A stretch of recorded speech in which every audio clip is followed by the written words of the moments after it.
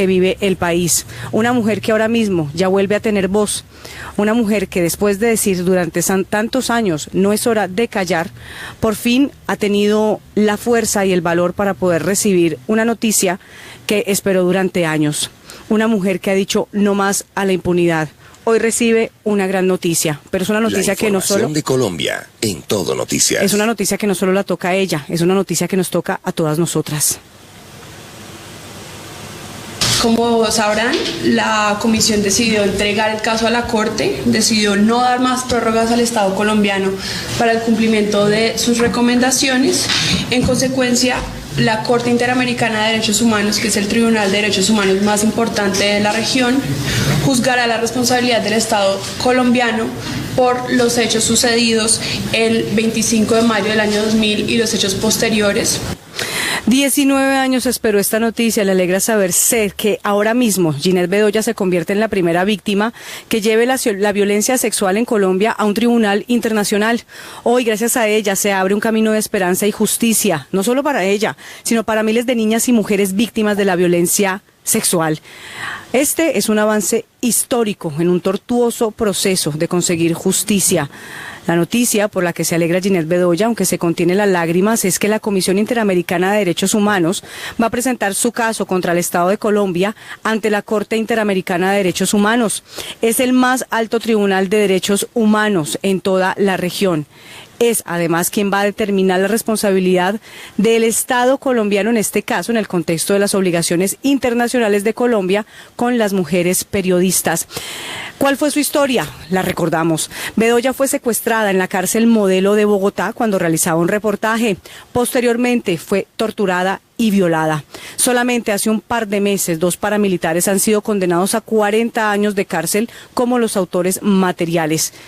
Y para ella es un descaro que el Estado se vanaglorie por eso, sabiendo que las pruebas para condenar a 2 de los 3 que la violaron fueron aportadas exclusivamente por ella y fue un proceso que lograron sus abogados. Ha sido una lucha personal. Además, Bedoya, como periodista, como ella misma ha sido investigadora de su propio crimen, ha dicho en este punto que ha sido incluso sometida a verse cara a cara con uno de sus agresores. Incluso ha recibido amenazas y revictimación en los 19 años que lleva el caso. Bedoya, quien por cierto es subeditora del diario El Tiempo, se ha convertido en una activista a favor de las miles de víctimas de violencia sexual en Colombia, a través de una campaña a la cual incluso usted se puede adherir. La campaña No es hora de callar. Cuando uno decide intentar llevarle verdad, o lo que medianamente se conoce como verdad a la gente, creo que encuentra un clic, pero además como un enganche. Es como cuando tú ves a alguien que te gusta mucho y te enamoras. Y yo creo que en mi caso eso fue lo que ocurrió. Hubo un momento en que me encontré con el periodismo, hubo un flechazo de Cupido y quedé enamorada de por vida. Y efectivamente te genera una cantidad de enemigos, de gente que no te quiere, pero es más lo que puedes hacer por gente que no te conoce, que no sabe quién eres tú, que tal vez nunca en la vida se va a encontrar contigo, pero que de alguna manera tú le puedes cambiar la vida. Y el periodismo de investigación da esa posibilidad. Eso es lo bueno del periodismo de investigación, que aparte ha hecho a esta mujer aguerrida. Es la primera oportunidad en la que la Corte se pronuncia sobre la situación de las mujeres periodistas en contextos de conflicto armado. Además, DC y Bogotá, DC, 17 de julio del 2019. Tras culminar su análisis sobre las violaciones a los derechos humanos sufridas por la periodista Ginette Bedoya a partir del 25 de mayo de 2000, el 16 de julio de 2019 la Comisión Interamericana de Derechos Humanos decidió presentar el caso de la periodista contra el Estado de Colombia ante la Corte Interamericana de Derechos Humanos, el más alto tribunal de derechos humanos de la región. En enero de este año, la comisión ya había emitido su informe de fondo en el caso, declarando la responsabilidad del Estado de Colombia y dictando recomendaciones para la reparación de las víctimas. Con esta nueva decisión, la Comisión no da más prórrogas al Estado para el cumplimiento de sus recomendaciones y somete el caso a la Corte Interamericana para que el tribunal determine la responsabilidad del Estado colombiano en el caso en el marco de las obligaciones internacionales que tiene Colombia en relación con las mujeres periodistas en contextos de conflicto armado. Es lo que sucede y es ese comunicado el que ha cambiado realmente el rumbo de las investigaciones con relación a los casos de violencia sexual en el país.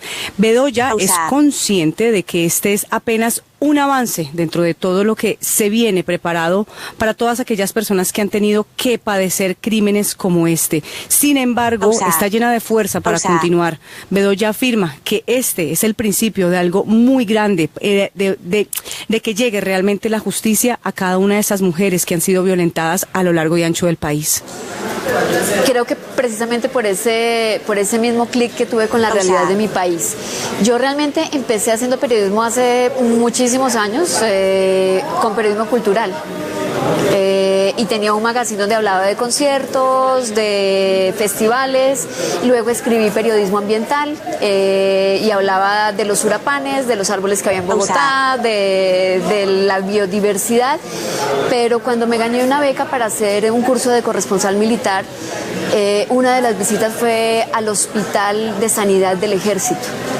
Y ver a los soldados mutilados, ver a personas que solamente vivían con su tronco, sin ojos, sin brazos, eso me marcó.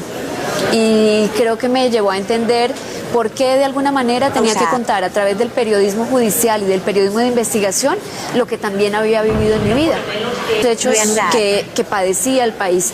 Y creo que eso fue determinante, esa visita a ese hospital fue determinante para decir, me quiero enfocar en esto y me quiero dedicar a la investigación en este tema. Y es lo que ha hecho que ahora mismo se convierta en una figura bastante importante en estos casos de violencia sexual.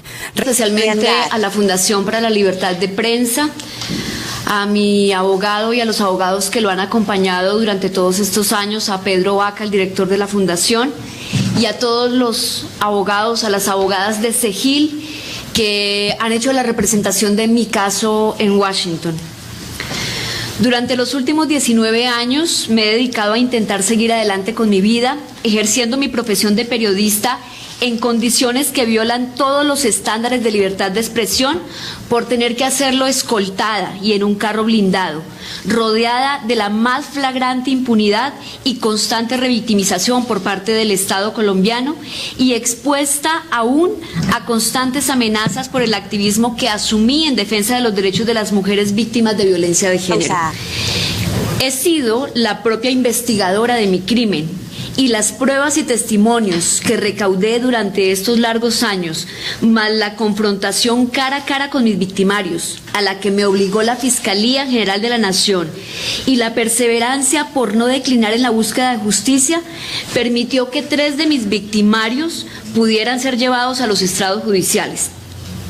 Este es un logro absolutamente mío y de los abogados que me han acompañado en el proceso, mas no del Estado colombiano, que no le ha importado para nada mi sufrimiento y el de mi madre. Esas son las palabras que dice Ginette Bedoya. Después en 1999 casi termina con la vida de ella, y el secuestro un año más tarde, que terminó matándome en vida. En estos 19 años he sufrido persecución, interceptaciones telefónicas, estigmatización, amenazas. Parte del expediente de mi caso se perdió, desapareció. Los testigos han sufrido persecución y amenaza, y algunas de las mujeres que apoyo también han sido amenazadas.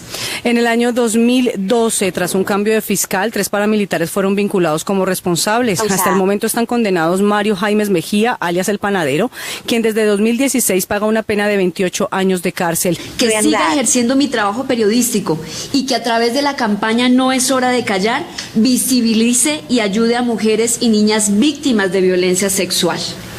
Nada, absolutamente nada, va a detener que yo siga hablando de la violencia sexual en este país. Nada, absolutamente nada ni nadie va a detener que siga señalando a las FARC, a los paramilitares y a los agentes del Estado como los mayores perpetradores de violencia sexual en este país.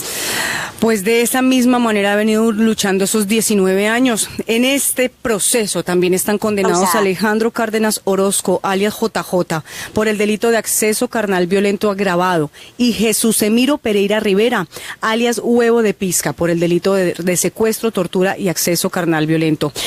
Nada me va a detener para denunciar que las mujeres periodistas en Colombia hemos tenido que llevar la peor carga de lo que tiene que ver con el abuso y con la libertad de expresión que ha sido vulnerada en este país. Es increíble que el Estado colombiano, en respuesta a la CIDH, diga que la Fiscalía colombiana sigue agotando esfuerzos para dar con los autores intelectuales y materiales de mi crimen. Esto es una mentira. Una mentira, como bien lo dice ella.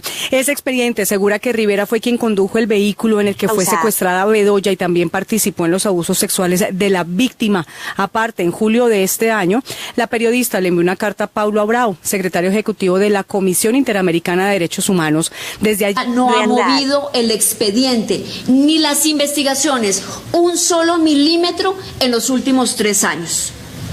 El Estado colombiano tiene el descaro de decirle a la comisión que investigan las amenazas en mi contra y que después de 7 años lo que han podido establecer es que las amenazas son por mi labor periodística.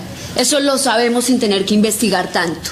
Es tan ineficiente el Estado colombiano que hoy no ha podido determinar quiénes son las águilas negras, ni ha podido determinar de dónde salen las amenazas que aún siguen llegando, no solamente contra Ginette Bedoya, sino contra un centenar de líderes y lideresas en este país. Más claro, imposible. Esta va a ser la primera vez que el tribunal se pronuncie sobre la situación de las periodistas en contexto de conflicto armado. Además, la primera en la que se estudia la posibilidad y la responsabilidad de Colombia en un caso en el que el foco está en la violencia sexual. La Fundación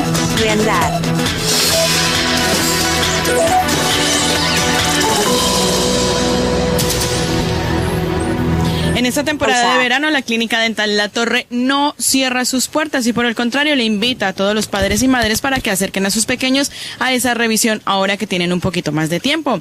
Ellos están ubicados en la calle Antonio Leiva número 12, el metro es Marqués de Vadillo en la línea 5. Implantes dentales, ortodoncia, endodoncia, estética dental, todas las especialidades de la odontología y lo mejor con financiación a su medida.